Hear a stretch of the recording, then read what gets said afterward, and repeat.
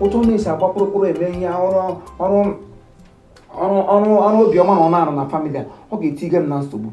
Ya nwekwara nwa ga agbahapụ ụmụazị agbachi ha agbahapụ ndị anọ na sels ha agaga mege gbaghe ụzọ ndị nọ na sels ha shi nga ahụ gbafu mgbe ahụ ka ọ ga-ahụ ketọrọbịa akakwa ga-ajụ ajụjụ m gakwa ya o ọgwụ ihe ọzọ m chọrọ ka anyị tinye ọnụ na ya. Ị maara na otu a ị na-ebubata ego, ọrụ polisi a na-enye gị ezigbo ego. Ịhụta ya na ọ ga-adị mma ewere ego a na-eti gị n'ihe ọzọ ka ihe dịka eme investment n'ihe ọzọ. Ị nwere ike mepere m shop, ịghọtara, gị na-ebubata ego m na-eti gị na shop m. Some days m ga ọrụ, some days m nọrọ off. Some days gị ga ọrụ, mepere m ahịa. Some days gị nọ off. Papa, akwa gwara gị ya agwa. Ị mana otu n'ime ndị ahụ itiri n'ime ụlọ nga, ị mana ofu n'ime ha nwụga.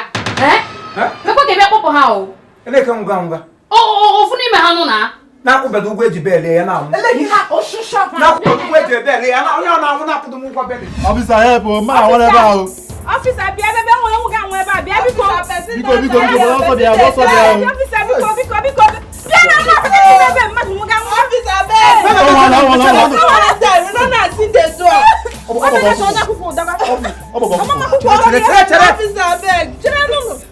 Gịnị na-eme? What is wrong with you? Ọ ga-agba m afa. Ọ native doctor. Gịnị mee gị ya? I'm very sure na ihe megị ya na ihe a na-akpọ asthma. Asthma megị ya biko. Elekwa ekewa asị nwere. Ọ bụrụ na Ash Wednesday na Good Friday. Asị gị mmadụ nwere ashma, gị sa Ash Wednesday. Biko na ọfịsa. Ele ihe wa. Ashma mega unu hapụgolo ihe unu kọwa Ash Wednesday, Ash Thursday. Ị ga-ewetara ya na inhaler. Inhaler ọ na-agba n'ọnụ ya ka o nwee ike nweta ume. Inhaler ama m inhaler.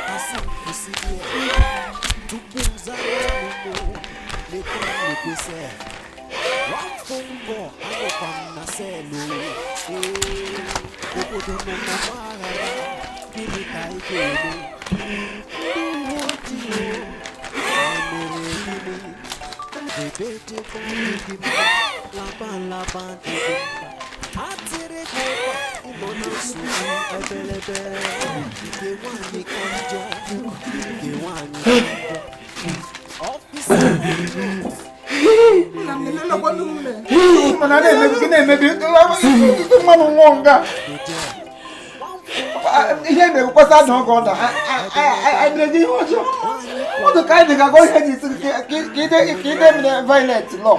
Onye bụ ewu kedu onye nwe ewu? Ngwa weta risiti gị, weta the document. Ihe ọ bụla i kwuru ka eji amaghị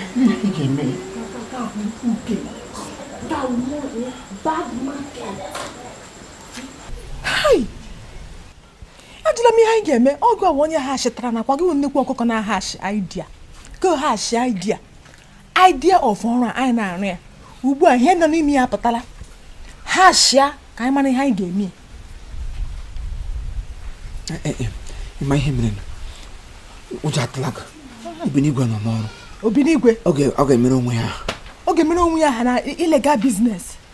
Akpakwa ewekwala obi arakọtakwala anyị na ya mụ dị ihe gbasara ya n'ihe a. Okay. Enwere m idea. Ohe m si ha asha. Ka ịchọ wee bụlarịa ndị nwee. Amụbeele na m nke nwe ọnwụ. Karọtụ. Ọyọ. Karọtụ. Onions. Ijikwa ahụ. Imekwasị emege bụrụ onye a bulara ndị nwunye imote ị na-eme ka egbe shut up stand there I'm an officer. Otu a ka anyị ajụja ga-abadị ka anyị ga-eme m n'iwere nnọọ otu a ha kọfụ jide mụ na gị apụrụ anyị otu a na-agaje sue anyị for murder case.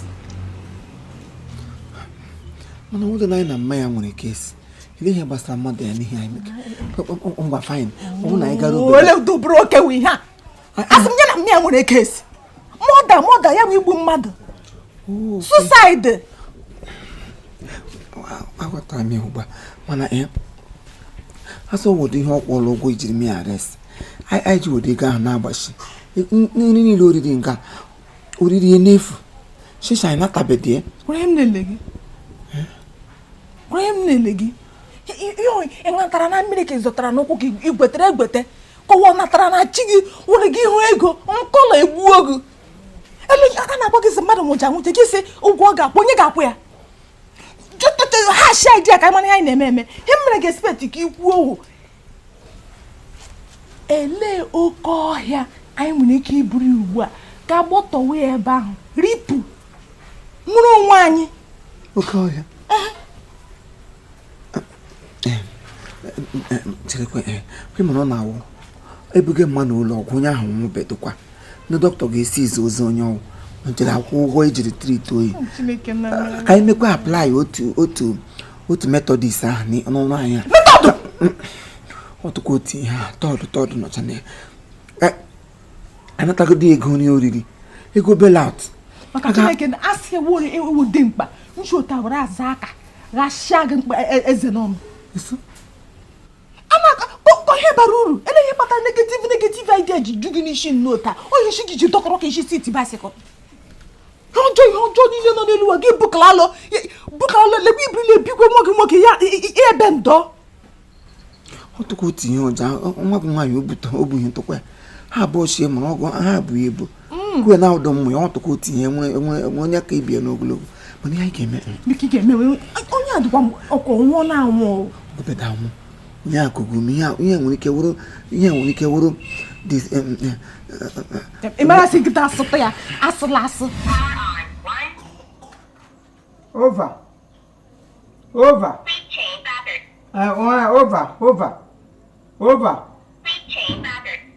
Pardon, ozugbo. Oh, no problem. Unu hụna na unu enwetego nzọpụta site oji so hapụ ọnụ. Ewezụga na ndị gọọmenti eleela anya lee unu anya na mkpụrụ obi mara na nga unu hara gụzuru nga unu ndị poverty allegation ọhịa ọnụ ụgwọ shishi atọgbọdụ nne na nna ọnụ n'akpa echena ya igbu mgbomgbo otulu ọwụ ya wụ na nwa m abụla eburu otulu a ga-eji eke mmanụ 20 buru eke otu onye ka ibukọwa ya n'azụ obukọwa ka ebukọwa obi kpọrọ nkụ tiwe obi nkume ewezụga otu ihe ụta mgburu ihe kọwa gị obi gị megakwu ka na nne gị alụgha dị ebere nga emere ma na ote ọkọ nkọ mmanwụ ịgbakwa aja ọkwụnụ na onye ahụ that boy nwere dada otu parent ya eduba ozugbo ha na-anụ na nwa ha nọ na police custom ha akwogu ya nga akwụ ụgwọ ha sham gọrọchi kpọrọ nwa ha lawa nne na nna na-ahapụ ka mgbe abụla ole ụnụ nọ gị eshipu agma nọ n'ime ụlọ ote ikuku na-ebupụta ọdọ ụnụ nna ụnụ awụọla mmadụ eleghị gị nga ngwa nwanne anyị nwoke ka ọzọ nkwere ele ebe ọnụ ele onye kọ nke nwụga ka ahụ n'ụlọ ọgwụ dọkịta tekebụl discharge ọ nọ n'ụlọ ọgwụ a na-eteki ya edomenti ngwa tụọ ya eleghị iji ma bịa were ọgwụ nwoke okorobịa ha ka lekwa ihe na-eyuz ekwe mkpọkọrị fon ị na-eyuz dị mkpa ọma ha ka gana napụ m ihe biko kọndishọn m abịa ndị ọgụ ka m nwetakwa gị esi ọzọ ọga eleghị ihe gị nọ nga ka hụ gaba ime ọhịa ihe ga na-epi ọhịa mgbe ọla ahụrụ gị na ụmụ ruru ụmụazị Imo esi amụrụ hụ onye ahụ latụrụla ime maka chukwu ama etigide nke ọ na-etete gị gbupịa gị anya onye egwu ọnwa ị pụtara ụwa bụ ewu ụmụazị ibe gị n'obodo ebe ebute ego ị nọ n'ụlọ egwu egwu ọnwa gwuru ugwu gwukpuo n'ala ili ogbenye ọnụ ntọ ndụ ụtọ ọrịa akpa akị eroburuburu ngwa elekego akwụ na ehihie ọcha ndị mmadụ gaji ọrụ gị na-akajege slipas aba kpokpo n'ụzọ ndụ ụtọ ọrịa akwụna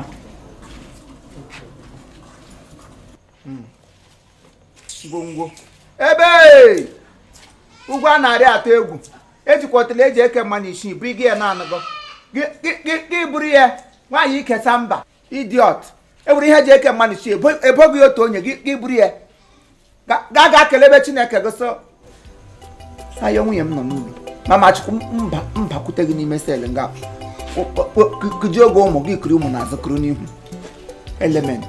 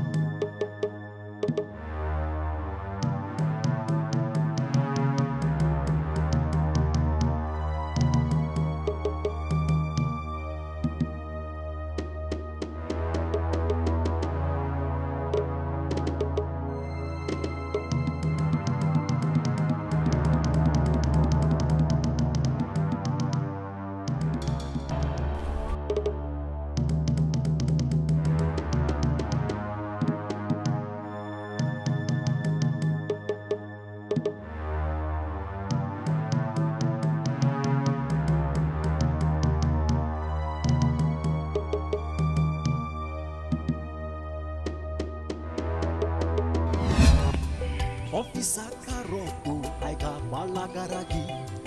Iopuli Mary, Imama, one name no under arrest. Ijonjo, one name no Nansobu. Officer Karoto, I marry you. Oh, Officer, because I'm a strong one. Biko kemgbe nya nwatakịrị ntinyere na ozi gara agụta ọgwụ ahụbeghị m ya ruo ugbu a. Ị na-achọ nwa gị how many years 2 years or 3 years or 1 years Nwa 32 years. Ta gịnị 32 years. 32 years ka ị na-agụgọchiri ọnụ mmiri afịsị ị na-achọ nwa gị ka ọ dị gị Nwa m nwoke nụ gara ego ọgwụ ahụbeghị m ya kemgbe nya ọ lọtabeghị 32 years ka ọka ibe ha ka gị legodu ma ị hụrụ ya biko onwe otu oshishi ebe a gafee biko nunu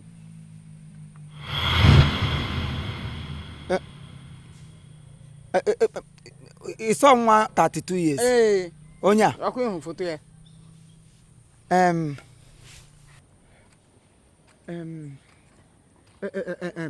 officers Yes. biko ị hụrụ onye a no Officer. fellow officer Onya, ọ gafere ebe a yesterday. You, that boy. Oh, The boy. the boy. the boy mekwanụ gịnị That boy. That very yesterday. Yes. I think I remember vividly. Yes. Echetara m. Hey, remember Vivian Lily? Vividly. Oh, Tia. Vivian. gwanụ m Yeah, show time. Sorry to interrupt into your matters. Okay. Madam, mgbe anyị nọ at duty. Yes. Ọmụnwa ka a na-eto office carrot. And onye ka ewu office res. Onions ya wa ayo. Achịkwana ya na mmanụ ya ada gịnị chaa. Onye nke ekwa n'ọhịa. Ya wota anyị nọ n'ime ọhịa na ọwụ onye. Mgbe anyị nọ nga yesterday. Onye iji na anyị ugbu a ma ọ bụrụ na ọwụ onye ka ị na-eto onye ewu hand robber. Ọwụ criminal ị kwesịrị ịdị happy na ọ hapụla gị pụọ. Yes. Nwa anyị nọ nga at duty yesterday. ya kpọrọ nwa agbọghọ ọcha buru ibori ọsọ bụlọsọ otu a ka ọ dị Chioma wa aha that girl otu m si hụ ya onye a ga-akpọ Chioma ya kpọrọ ya Oshote ha gafe nga nweta ha abụọ Oshote jikalata onwe ha ha na-agajege ha na-amịjego ọnụ ya na-akwụ ha n'ọnụ pịọkọtọ pịọ sị ihe ka ọwụ a na-agba azị ha Shote mere ọnụ ote gafe biko ama m nwa m zụrụ ama m nwa m ọ naghị ebi ụdị ndụ ahụ ịdị sure na ọwụ onye ahụ ka ịhụ maka nwa m adị ebi ụdị ndụ ọ bụrụ ma ọ wụ onye ijiri anyị na foto na onye hụrụ onye ana ọ bụrụ na ọ wụ onye a ọ bụ ya wụ onye anyị kwuru okwu ọ wụ ya nwa ahụ ọ gbanweene kemgbe m gbara m ya nya m n'ahụ dị ya enwebeghị nwaanyị bịara n'ụlọ chọọ ya sị ga ekele nkịta ọnwụ dị ọzụzụ ekele nkịta keleda ahụ anyị ji lepụrụ ya anya anyị lepụrụ anya ya gafere ọfịsa ngwa na-ele ebe unu ụsọ ọ gawara na m atọrọ nwa m gawa biko ọ wụda ebe ọ gawara ebe ọ mịrị ọnụ gawa ote ka ọ mịrị n'ọnụ mụvuo otu ka ihu ọnụ nwa gị mere ị na-ada pịọkọtọ mpịọm ya na-akwụ ya na-azị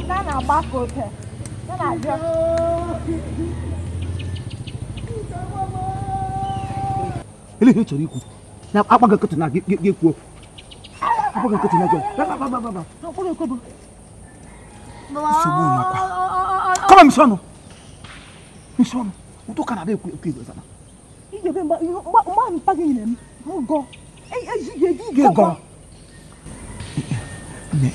nsogbu nakwa ihe mere anyị ga-ahapụ ga ngwa ugbo ozugbo tupu ha na ihe ọbụla m kwuru sogodo na m hapụ ebe anyị gacha hapụ ebe a hey bịa here mada bịa nga mada bịa nga ele bi si mo ha gaje ele hinde ige you go from move